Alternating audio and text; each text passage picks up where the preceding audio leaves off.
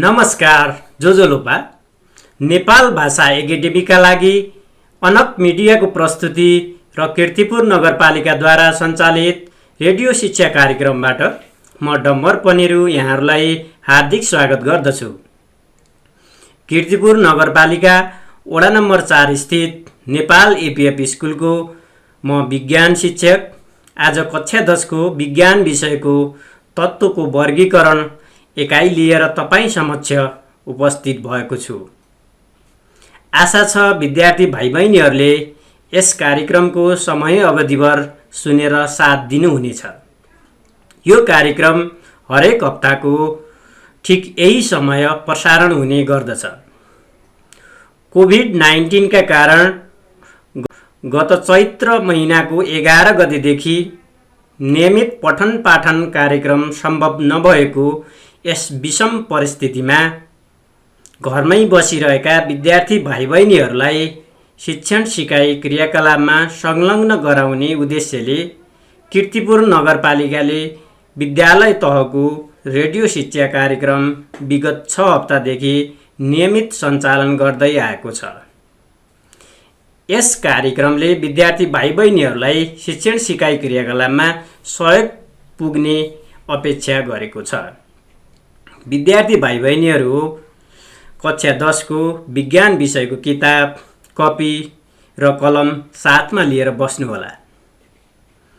विद्यार्थी भाइ बहिनीहरू योभन्दा अघिल्लो कक्षामा हामीहरूले तत्त्वको वर्गीकरण किन गरिन्छ, आजसम्म कतिवटा तत्त्वहरू पत्ता लागेका छन्, प्राकृतिक र मानव निर्मित तत्त्वहरू कतिवटा छन्, तत्त्वको वर्गीकरणको छोटो इतिहास, मेन्डेलिभ पेरियोडिक तालिकाको नियम, विशेषता, गुणहरू र अवगुणहरू, त्यसैगरी आधुनिक पेरियोडिक तालिकाका नियम, विशेषताहरू, गुणहरू र अवगुणहरू, त्यसैगरी तत्त्वको वर्गीकरणमा धातु, अधातु र अर्धधातुको बारेमा छलफल गरेका थियौँ।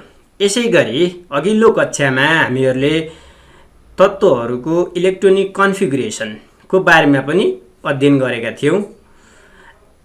भाइ बहिनीहरू, आज हामी तत्त्वहरूलाई एस, पी, डी र एफ सबसेलमा वर्गीकरण कसरी गरिन्छ र तत्त्वहरूका पारमाणविक गुणहरू के छन् र तत्त्वहरूको सक्रियता भनेको के हो, पिरियड र ग्रुपमा तत्त्वहरूको सक्रियताको क्रमको बारेमा अध्ययन गर्नेछौँ। विद्यार्थी भाइ बहिनीहरू, अब हामी एस, पी, डी र एफ सबसेलमा तत्त्वहरूको वर्गीकरण कसरी गरिएको छ भन्ने बारे चर्चा गरौँ। भाइ बहिनीहरूले कक्षा 10 को विज्ञान पुस्तक पल्टाउनुहोला। तत्त्वको वर्गीकरणमा एस, पी, डी, एफ ब्लकमा तत्त्वहरूलाई कसरी विभाजन गरिएको छ भन्ने कुरा उल्लेख गरेको छ। म सँगसँगै भाइ बहिनीहरूले किताबमा पनि हेर्दै गर्नुहोला। तत्त्वको पारमाणविक बनोटको इलेक्ट्रोनिक विन्यास गर्दा, योभन्दा अघिल्लो हप्ताको क्लासमा हामीहरूले तत्त्वहरूको इलेक्ट्रोविन्यासको बारेमा अध्ययन गरेका थियौँ। तत्त्वहरूको पारमाणविक बनोटको इलेक्ट्रोविन्यास गर्दा अन्तिम इलेक्ट्रोन कुन सबसेलमा प्रवेश गर्छ भन्ने आधारमा तत्त्वहरूलाई 4 वटा ब्लक यानि कि समूहमा वर्गीकरण गरिएको छ। भाइ बहिनीहरूले बुझ्नुभयो होला।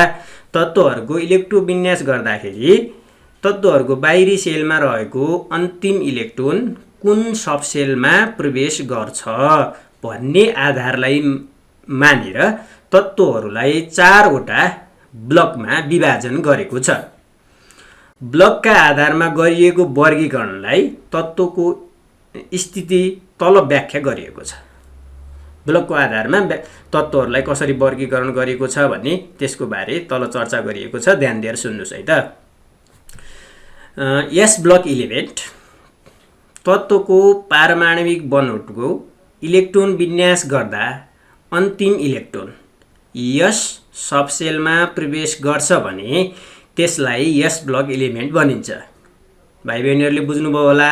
तत्त्वको पारमाणविक बनोटमा इलेक्ट्रोन विन्यास गर्दा, तत्त्वहरूको इलेक्ट्रोनिक कन्फिगरेसन गर्दाखेरि अन्तिम इलेक्ट्रोन यस सबसेलमा प्रवेश गर्छ भने त्यसलाई हामी यस ब्लक इलिमेन्ट भनिन्छ।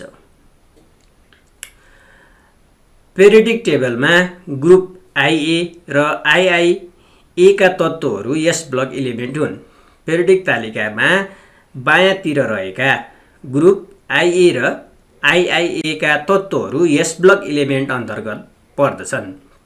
जस्तै सोडियमको इलेक्ट्रोन विन्यास 1s2 2s2 2p6 3s1 मा अन्तिम इलेक्ट्रोन 3s सबसेलमा प्रवेश गरेको छ, त्यसैले सोडियम यस ब्लक इलिमेन्ट हो। यस ब्लक इलिमेन्ट अन्तर्गत अल्काली र अल्कलाइन अर्थ मेटल पर्दछन्। भाइ बहिनीहरूलाई थाहा छ होला, मैले योभन्दा अघिल्लो कक्षामा पनि अल्काली र अल्कलाइन अर्थ मेटलको बारेमा व्याख्या गरेको थिएँ। आधुनिक पेरियोडिक तालिकाको बायाँ साइडतिर रहेका ग्रुप IA लाई अल्काली मेटल र II लाई अल्कलाइन अर्थ मेटल भन्ने गरिन्छ। यसै गरी अब हामी पी ब्लक इलिमेन्टको बारेमा चर्चा गरौँ। तत्त्वको पारमाणविक बनोटको इलेक्ट्रोन विन्यास गर्दा अन्तिम इलेक्ट्रोन पी सबसेलमा प्रवेश गर्छ भने त्यसलाई पी ब्लक इलिमेन्ट भनिन्छ। भाइ बहिनीहरूले बुझ्नुभयो होला, तत्त्वको इलेक्ट्रोन विन्यास गर्दाखेरि अन्तिम इलेक्ट्रोन बाहिरी सेलमा भएको अन्तिम इलेक्ट्रोन पी सबसेलमा प्रवेश गर्छ भने त्यसलाई पी ब्लक इलिमेन्ट भनिन्छ। पेरियोडिक टेबलमा IIA देखि 0 ग्रुपसम्मका तत्त्वहरू पी ब्लक इलिमेन्ट हुन्। आधुनिक पेरियोडिक तालिकाको दायाँतिर रहेका ग्रुपहरू यानि कि तत्त्वहरू पी ब्लक इलिमेन्ट हुन्। जस्तै क्लोरिनको इलेक्ट्रोन विन्यास 1s2 2s2 2p6 3s2 3p5 सबसेलमा इलेक्ट्रोनको अन्तिम इलेक्ट्रोन 3p सबसेलमा प्रवेश गरेको छ, त्यसैले क्लोरिन एउटा पी ब्लक इलिमेन्ट हो। पी ब्लक इलिमेन्टमा धातु र केही पी ब्लक इलिमेन्टमा अर्धधातु र केही धातुहरू पर्दछन्। भाइ बहिनीहरूले बुझ्नुभयो होला, यस ब्लक इलिमेन्टमा अल्कलाइन अर्थ मेटल पर्छन्, जसलाई हामी धातु भन्छौँ भने पी ब्लक इलिमेन्टमा केही अधातु र अर्धधातुहरू पर्दछन्। भाइ बहिनी हो, अहिलेसम्म हामीले यस ब्लक र पी ब्लक इलिमेन्टको बारेमा चर्चा गऱ्यौँ। अब हामी डी ब्लक इलिमेन्टको बारेमा चर्चा गर्न गइरहेका छौँ। भाइ बहिनीहरू ध्यान दिएर सुन्नुहोला। तत्त्वको पारमाणविक बनोटको इलेक्ट्रोन विन्यास गर्दा अन्तिम इलेक्ट्रोन डी सबसेलमा प्रवेश गर्छ भने त्यस तत्त्वलाई डी ब्लक इलिमेन्ट भनिन्छ। भाइ बहिनीहरूले बुझ्नुभयो होला, तत्त्वहरूको इलेक्ट्रोन विन्यास गर्दाखेरि अन्तिम इलेक्ट्रोन डी सबसेलमा प्रवेश गर्छ भने त्यसलाई हामी डी ब्लक इलिमेन्ट भन्दछौँ। पेरियोडिक टेबलमा IB देखि VIIIB सम्मका तत्त्वहरू यस डी ब्लक अन्तर्गत पर्दछन्। जस्तै कपरको इलेक्ट्रोनिक विन्यास हेर्ने हो भने 1s2 2s2 2p6 3s2 3p6 4s1 3d10 यसमा अन्तिम इलेक्ट्रोन 3d सबसेलमा प्रवेश गरेको छ, त्यसैले डी ब्लक इलिमेन्ट भनिन्छ। कपरलाई डी ब्लक इलिमेन्ट भनिन्छ। डी ब्लक इलिमेन्टलाई संक्रमण धातु यानि कि ट्रान्जिसनल इलिमेन्ट पनि भनिन्छ। भाइ बहिनीहरूलाई थाहा छ होला, डी ब्लक इलिमेन्टका भ्यालेन्सी चाहिँ भेरिएबल हुन्छ। यिनीहरूको भ्यालेन्सी चाहिँ भेरिएबल हुन्छ। भेरिएबलको मिनिङ भाइ बहिनीहरूले बुझ्नु भएन होला। कपर, जस्तै कपरको इक्जाम्पल लिने हो भने कहिलेकाहीँ +1 र कहिले +2 क्युप्रस र क्युप्रिक दुईवटा फर्ममा हुन्छ। यस्तो किन हुन्छ भन्ने बारे भाइ बहिनीहरूले कक्षा 9 मा पढिसक्नु भएको होला। भाइ बहिनीहरू बिर्सिनु भएको छ, याद छैन भने पनि म भाइ बहिनीहरूलाई फेरि एकचोटि स्मरण गराउन चाहन्छु। कपर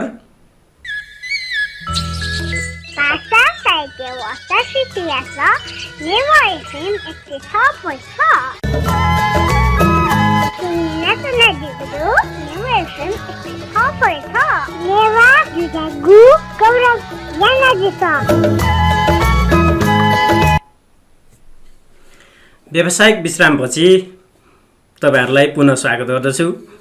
तपाई नेवा एफएम 106.6 मेगाहर्ज सुन्दै हुनुहुन्छ। कीर्तिपुर नगरपालिकाद्वारा सञ्चालित रेडियो शिक्षा कार्यक्रममा तपाईहरु आफ्नो मोबाइलको हाम्रो एप डाउनलोड गरी नेवा एफएम सुन्न सक्नुहुन्छ। यसैगरी www.newafm.com.np लगइन गरी विश्वको कुनै पनि कुनामा रहेर सुन्न सक्नुहुन्छ। विद्यार्थी भाइ बहिनीहरु, फेरि मैले कक्षालाई जोड्न चाहे। यो भन्दा अघिल्लो पोर्सनमा हामीहरुले तत्त्वहरुका एसपीडी ब्लकको बारेमा अध्ययन गरेका थियौं। तत्त्वहरुलाई 4 वटा ब्लकमा विभाजन गरिएको छ, जसमध्ये एस, पी र डी को बारेमा अध्ययन गरिसकेका छौं। अब म भाइ बहिनीहरुलाई एफ ब्लक एलिमेन्टको बारेमा चर्चा गर्न गइरहेको छु। ध्यान दिएर सुन्नुहोस् त है त। एफ ब्लक एलिमेन्ट तत्त्वको पारमाणविक बनोटको इलेक्ट्रोन विन्यास गर्दा अन्तिम इलेक्ट्रोनमा एफ सबसेलमा प्रवेश गर्छ भने त्यसलाई एफ ब्लक एलिमेन्ट भनिन्छ। भाइ बहिनीहरुले बुझ्नुभयो होला। तत्त्वको इलेक्ट्रोन विन्यास गर्दा यसको अन्तिम इलेक्ट्रोन एफ सबसेलमा प्रवेश गर्छ भने त्यसलाई हामी एफ ब्लक एलिमेन्ट भन्दछौं। लेन्थेनाइड र एक्टिनाइड्स समूहका तत्त्वहरू यस एफ ब्लक अन्तर्गत पर्ने गर्दछन्। भाइ बहिनीहरुलाई थाहा छ लेन्थेनाइड र एक्टिनाइडलाई पेरियोडिक तालिकाबाट छुट्टै तल राखिएको छ। यिनीहरुका केही गुणहरू समान भएको कारणले गर्दाखेरि लेन्थेनाइड र एक्टिनाइडलाई अलग समूहमा राखिएको भन्ने कुरा हामीले आधुनिक पेरियोडिक तालिकाको विशेषतामा अध्ययन गरिसकेका थियौं। एफ ब्लक एलिमेन्टलाई भित्री संक्रमण तत्त्वहरू यानि कि इनर ट्रान्जिशनल एलिमेन्ट पनि भन्ने गरिन्छ। यस एफ ब्लकमा पर्ने तत्त्वहरू धातु र अर्धधातुहरू हुन्छन्।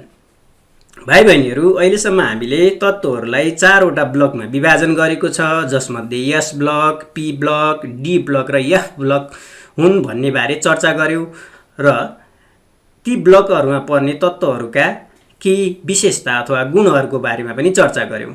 भाइ बहिनीहरुलाई थाहा छ होला एस ब्लकमा 2 वटा इलेक्ट्रोन हुन्छ, पी ब्लकमा 6 वटा इलेक्ट्रोन हुन्छ, डी ब्लकमा 10 वटा इलेक्ट्रोन हुन्छ र एफ ब्लकमा 14 वटा इलेक्ट्रोन हुन्छ। यो इलेक्ट्रोनिक कन्फिगरेसनको बारेमा मैले अघिल्लो कक्षामा पनि चर्चा गरेको थिएँ र भाइ बहिनीहरुले कक्षा 9 मा पनि इलेक्ट्रोनिक कन्फिगरेसनको बारेमा अध्ययन गरेको हुनुपर्छ।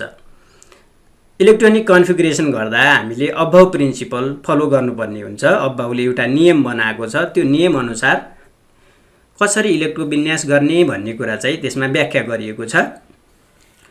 अब म भाइ बहिनीहरुलाई पेरियोडिक प्रोपर्टीको बारेमा, पेरियोडिक केही गुणहरूको बारेमा छोटकरीमा बताउन गइरहेको छु। कुनै कुनै बुकमा यो कुरा उल्लेख नगरेको भए पनि हामीले तत्त्वको सक्रियता अध्ययन गर्नुभन्दा पूर्व पेरियोडिक प्रोपर्टीको बारेमा केही जानकारी लिनु आवश्यक हुन्छ। त्यसैले म भाइ बहिनीहरुलाई पेरियोडिक प्रोपर्टीको बारेमा थोरै जानकारी गराउन चाहन्छु। भाइ बहिनीहरु ध्यान दिएर सुन्नुस् है। भ्यालेन्सी, भाइ बहिनीहरुलाई भ्यालेन्सी भनेको थाहा छ होला। हामीले कक्षा 6 देखि भ्यालेन्सीको बारेमा पढ्दै आइरहेका छौं।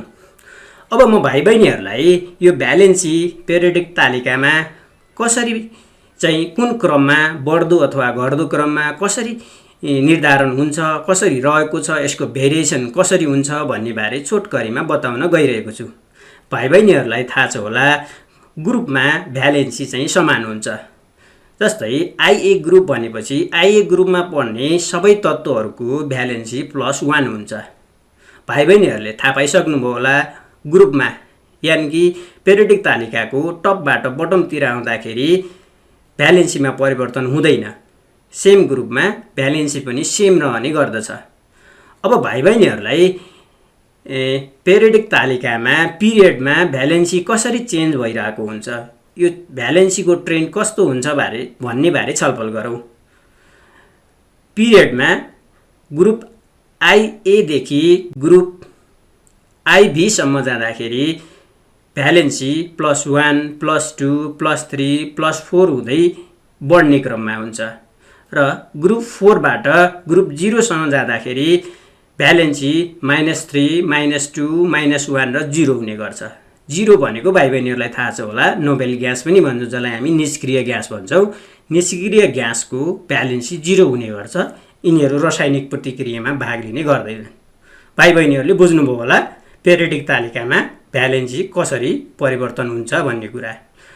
यसै गरी अब हामी अर्को एटोमिक प्रोपर्टी, अर्को चाहिँ हामी विशेषताको बारेमा अध्ययन गरौँ जसलाई हामी एटोमिक साइज भन्छौँ। यसलाई रेडियस भन्न पनि मिल्छ। एटोमिक साइज आधुनिक पेरियोडिक तालिकाको बायाँदेखि दायाँतिर जाँदाखेरि क्रमशः घट्दै जान्छ, तर घट्ने क्रम चाहिँ एकदमै थोरै हुन्छ। अब भाइ बहिनीहरूलाई जिज्ञासा लाग्यो होला पेरियोडिक तालिकामा पिरियडको लेफ्टदेखि राइटतिर जाँदाखेरि इलेक्ट्रोनको सङ्ख्या बढ्दै जान्छ भने यसको साइज कसरी घट्यो होला भन्ने जिज्ञासा हुन सक्छ। अब यसको बारेमा थोरै छलफल गरौँ है त। पिरियडमा सेलको सङ्ख्या समान हुन्छ।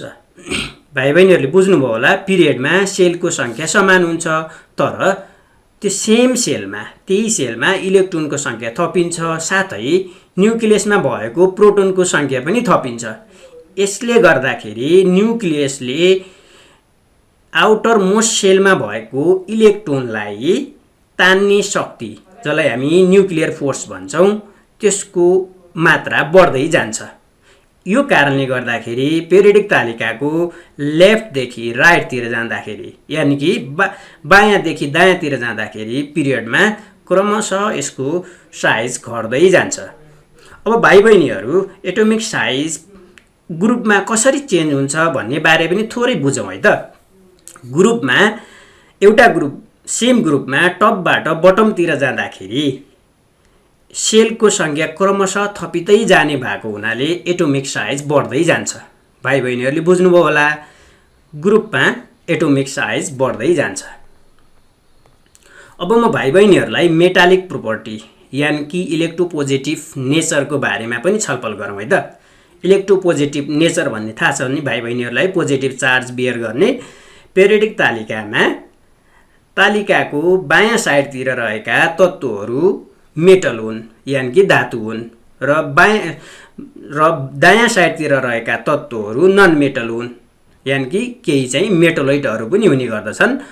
अब पेरियोडिक तालिकामा बायाँदेखि दायाँतिर जाँदाखेरि मेटालिक प्रोपर्टी घट्दै जान्छ अथवा इलेक्ट्रोपोजिटिभ नेचर घट्दै जान्छ र ग्रुपमा चाहिँ माथिबाट तलतिर टपदेखि बटमतिर हामी सर्दै जाने हो, मुभ गर्दै जाने हो भने मेटालिक प्रोपर्टी इन्क्रिज हुँदै जान्छ।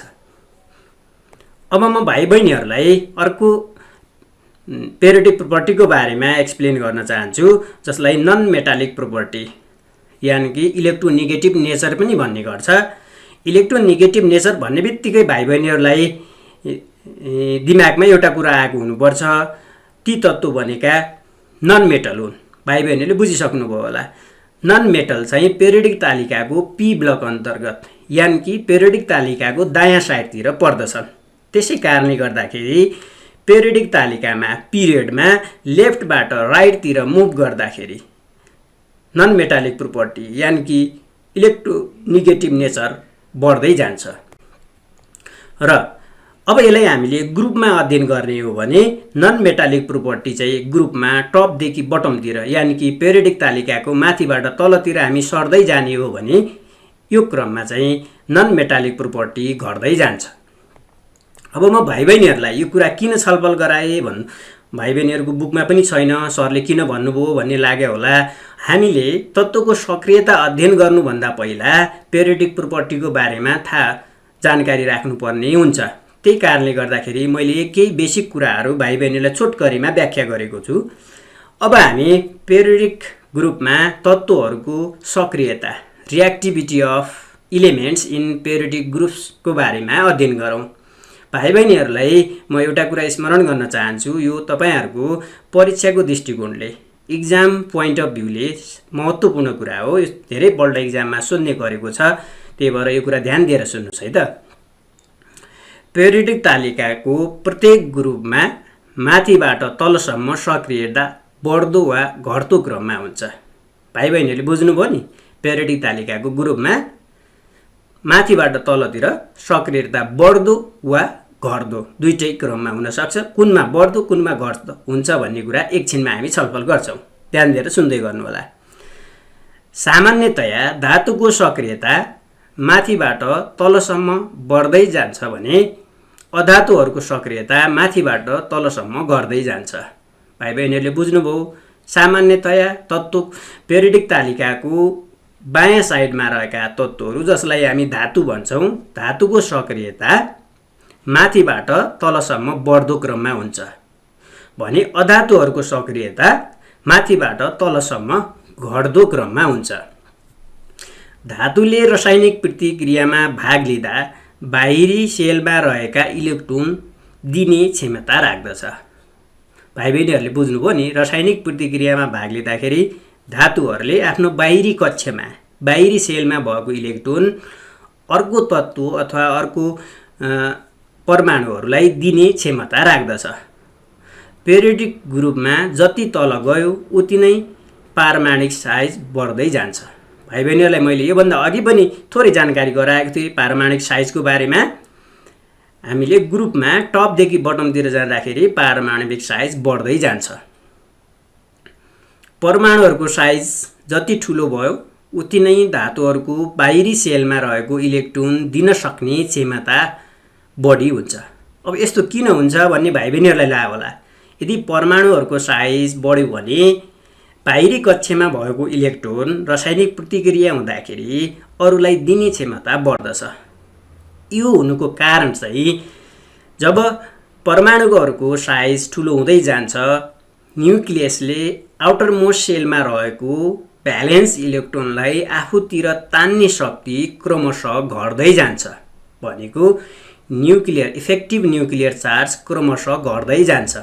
त्यो कारणले गर्दाखेरि आउटर मोस्ट सेलमा भएको बाहिरी सेलमा भएको इलेक्ट्रोन सजिलै अर्को परमाणु अथवा तत्त्वलाई दिन सक्छ। त्यसैले पेरियोडिक तालिकामा धातुहरूको सक्रियता टपबाट बटमतिर जाँदाखेरि बढ्दै जान्छ। धातुहरूको सक्रियता परमाणुको साइजसँग व्युत्क्रमानुपातिक हुन्छ। परमाणुको साइजसँग व्युत्क्रमानुपातिक हुने गर्दछ। ठुला परमाणुहरूले सानो परमाणुभन्दा सजिलै अन्य तत्त्वहरूलाई इलेक्ट्रोन दिन सक्ने भएकाले पेरियोडिक तालिकामा प्रत्येक ग्रुपमा माथिबाट तलसम्म सक्रियता बढ्दै जान्छ। अब भाइ बहिनीहरूलाई मैले एउटा क्वेसन गर्न चाहन्छु, पोटासियमको सक्रियता सोडियमभन्दा किन बढी हुन्छ? यो तपाईहरुलाई एउटा होमवर्क भयो। भाइ बहिनीहरूले यसो विचार गर्नुहोला। मैले माथि व्याख्या गरे अनुसार भाइ बहिनीहरूले यसको आन्सर दिन सक्नुपर्ने हुन्छ। पोटासियमको सक्रियता सोडियमभन्दा बढी हुन्छ किन? अब म भाइ बहिनीहरूलाई अधातुको बारेमा चाहिँ केही व्याख्या गर्न गइरहेको छु। सामान्यतया पेरियोडिक तालिकामा अधातुहरूको सक्रियता क्रमशः माथिबाट तलसम्म घट्दै जान्छ र पेरियोडिक ग्रुपमा जति तल गयो उति नै परमाणुको साइज बढ्दै जान्छ। भाइ बहिनीहरू, प्राविधिक मित्रबाट समय समाप्त भएको जानकारी प्राप्त भएकोले म आजको कार्यक्रममा यही अन्त्य गर्ने अनुमति माग्दछु। आजको यस कार्यक्रममा प्राविधिक सहयोग गर्नुहुने मित्रलाई धन्यवाद दिँदै आगामी हप्ता यही समयमा पुनः भेट्ने बाचाका साथ म डम्बर पनेरुलाई बिदा दिनुहोस्। छिनछिनमा साबुन पानीले राम्ररी हात धोएर घरमै सुरक्षित बस्नुहोस्। शुभ दिन। धन्यवाद।